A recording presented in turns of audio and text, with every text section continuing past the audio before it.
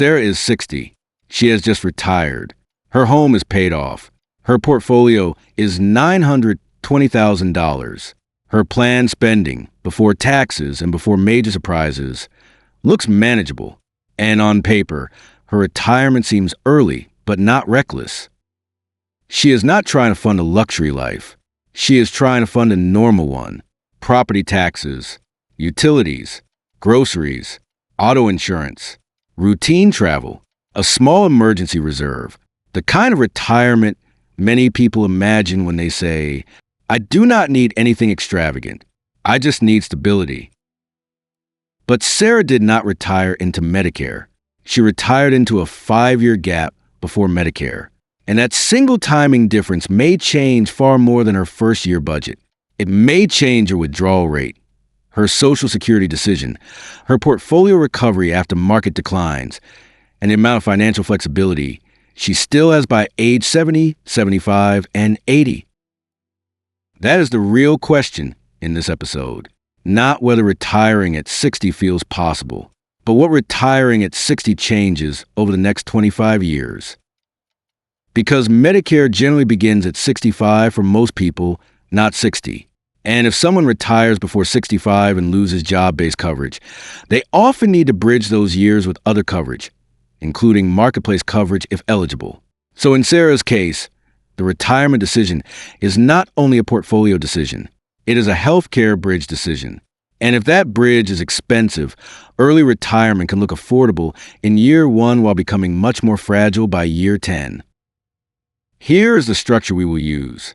Sarah has a portfolio of $920,000. She has a paid-off home. Her non-healthcare spending target is $42,000 per year.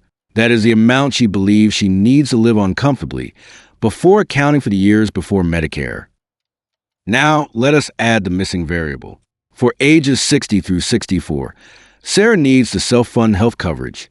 In a more favorable version of the math, we will model that at $11,500 per year.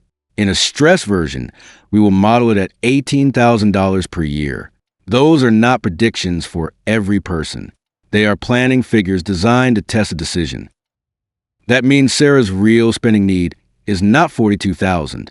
It is somewhere between roughly $53,500 and $60,000 during the bridge years. And suddenly, the retirement math looks different. On a $920,000 portfolio, a $53,500 withdrawal is about 5.8%. A $60,000 withdrawal is about 6.5%. That is not a minor adjustment. That is the difference between a withdrawal plan that may be manageable with support of markets and one that becomes vulnerable very quickly if the first few years are weak. And that is where the distortion begins. Sarah thought she was retiring on $42,000 of lifestyle spending. In reality, she may be retiring on a much larger gross portfolio draw because healthcare has to be financed before Medicare starts. Let us slow this down and look at year 1 properly, because retirement plans usually do not fail from one dramatic error. They fail from a line item that looked temporary, reasonable, and manageable. Assume Sarah retires on January 1st. She starts the year with $920,000. Her baseline non-healthcare spending target is $42,000. Add $11,500 for the healthcare bridge, and total required cash becomes $53,500. Now, suppose her portfolio earns 6.5% in a normal year. That sounds supportive. 6.5% on $920,000 is about $59,800 of growth before withdrawals. At first glance, that seems fine. The growth roughly matches a withdrawal. But that is not how retirement stress is felt in real life. The retiree does not experience average long-run returns in a smooth line. The retiree experiences the order in which returns arrive. And the years right after retirement matter more than many people expect. If Sarah gets a decent first year, her plan remains intact. But if the first year is flat or negative, and she still needs to withdraw over $53,000, she is not just spending. She is removing capital before it has had the chance to recover. Now take the stress version. Her annual healthcare burden is $18,000 instead of $11,500. Her total cash need becomes $60,000. That means her first year withdrawal rate is about 6.5%. That is high enough that weak markets in the first few years can create a much longer shadow than people realize. And remember, this elevated withdrawal rate is not caused by vacations or overspending. It is being driven by pre-Medicare healthcare. That is the point. The distortion is structural, not frivolous. Now let us add inflation. We will use 3% general inflation for normal living costs.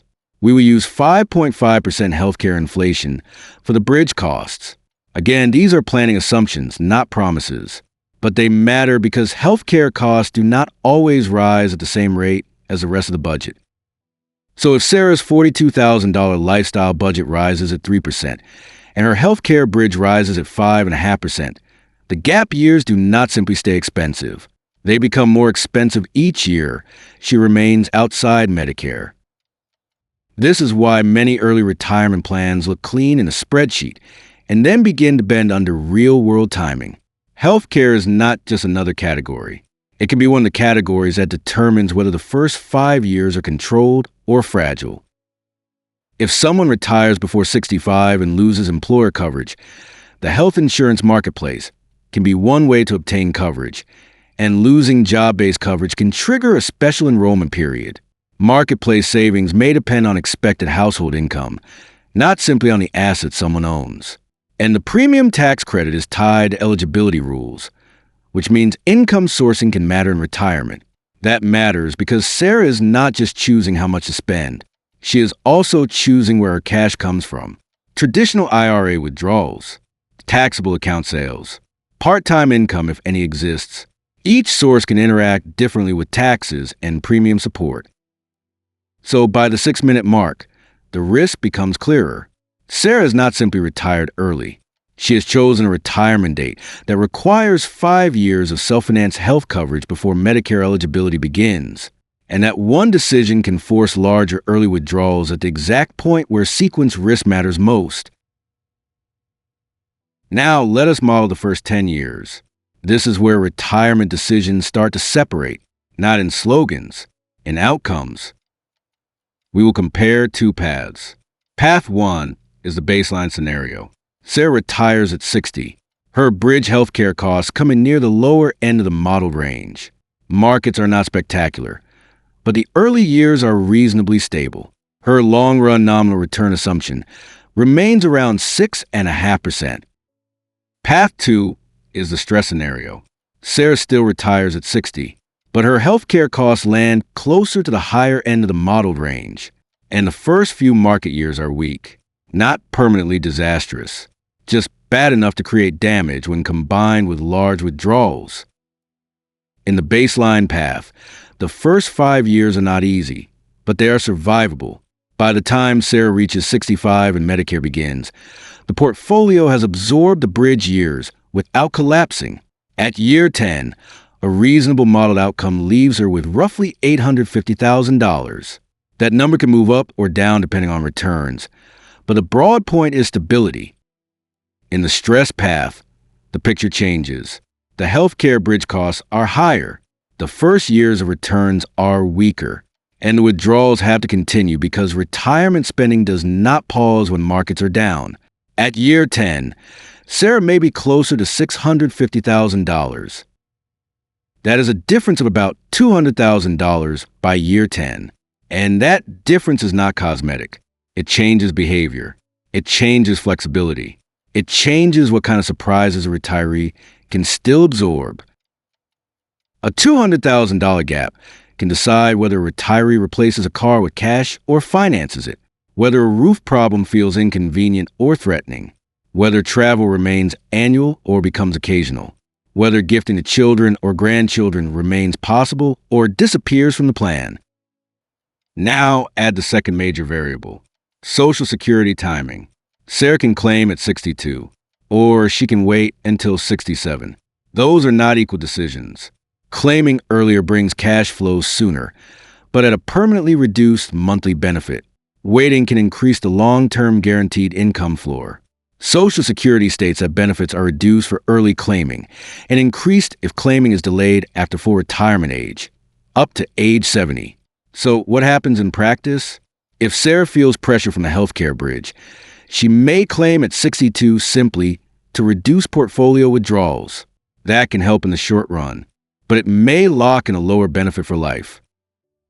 If she waits until 67, the portfolio carries more pressure in the earlier years, but her future income floor becomes stronger.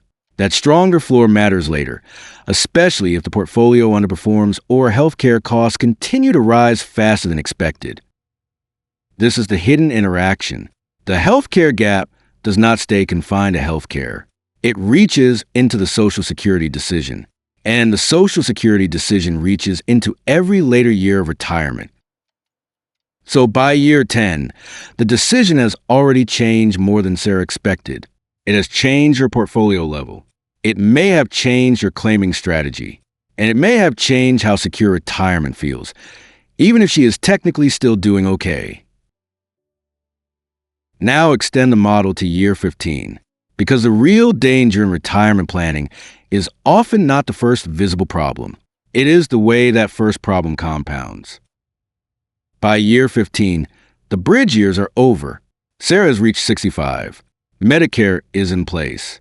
The expensive pre-Medicare window is behind her, and at first glance, that should mean the danger has passed.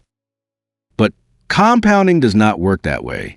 If the early years force large withdrawals from a declining or sluggish portfolio, the damage does not disappear when healthcare costs normalize. The portfolio that remains is smaller, and a smaller portfolio does less of the future compounding. This is why early sequence risk is so powerful. It does not merely reduce wealth in the moment. It reduces the amount of capital available to recover later. In the baseline path, Sarah reaches year 15 with a portfolio around $780,000. Again, not because everything was perfect, but because the early years remain contained. The healthcare bridge was absorbed. The withdrawals were elevated but manageable, and the portfolio retained enough size to continue doing real work. In the stress path, Sarah may arrive at year 15 with roughly $520,000.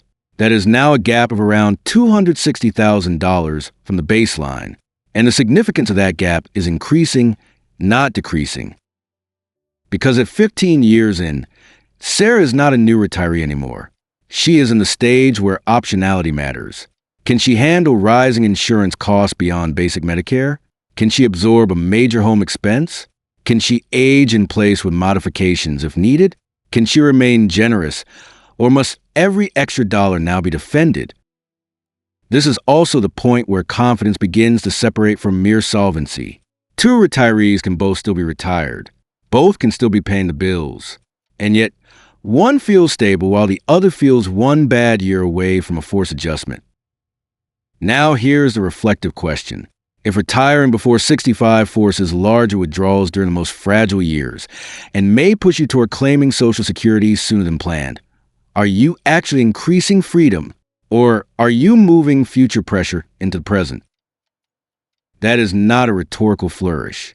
It is a central modeling question, because retirement is not just the act of leaving work. Retirement is the act of choosing when your income structure changes, when your healthcare structure changes, and when your portfolio becomes responsible for things your paycheck used to carry. And to be clear, Medicare beginning at 65 does not mean healthcare becomes free at 65. There are still premiums, deductibles, and coverage choices. Enrollment timing also matters. Most people first become eligible around age 65, with an initial enrollment window centered on that birthday. So Sarah's relief at 65 is real, but it is partial. What disappears is not healthcare expense. What disappears is a specific distortion of having to fully bridge those years before Medicare begins. Now let us go to year 20 and year 25, because this channel's central question is always the same. What did this decision change over time? At year 20 in the baseline path, Sarah may still have around $690,000. That is not a guarantee. It is a modeled outcome under stable conditions and disciplined withdrawals, but it is still a meaningful asset base. It provides resilience. In the stress path, she may be closer to $370,000 by year 20. Now the gap has widened dramatically, and the difference between $690,000 and $370,000 is not simply numerical. It is structural. With a larger portfolio, Sarah can absorb a difficult year without changing her identity as a retiree. With the smaller portfolio, every difficult year begins to threaten the plan itself. Now extend to year 25. Baseline path, perhaps $600,000 remains. Stress path, perhaps $180,000 remains. Not necessarily zero, but low enough that the retiree's margin for error is thin. And thin margins are what turn ordinary setbacks into major financial events. This is where people often misunderstand retirement risk. They think the danger is whether the plan survives at all. But long before a plan fails, quality of life can narrow, choices shrink, spending becomes defensive, every market downturn feels personal. That is the psychological layer. Confidence is not a luxury in retirement. Confidence affects decisions. A confident retiree is more likely to make measured adjustments. A vulnerable retiree is more likely to react late, cut too sharply, or claim income options under pressure rather than strategy. And that brings us back to Sarah. Her mistake, if we want to call it that, was not retiring at 60. Retiring at 60 can work for some people. Her mistake was assuming that the retirement date and the healthcare timeline aligned. They did not. She thought she was leaving work. In reality, she was taking on a 5-year self-funded healthcare bridge before Medicare. And because of that, her first 5 years carried more withdrawal pressure than she initially modeled. That pressure may have pushed her toward earlier Social Security claiming, and that, in turn, may have weakened her income floor for the later decades. So what are the decision rules? First, before retiring before 65, model healthcare as a bridge, not as a footnote. Use a range, not one optimistic number. Second, do not test an early retirement date using average returns alone.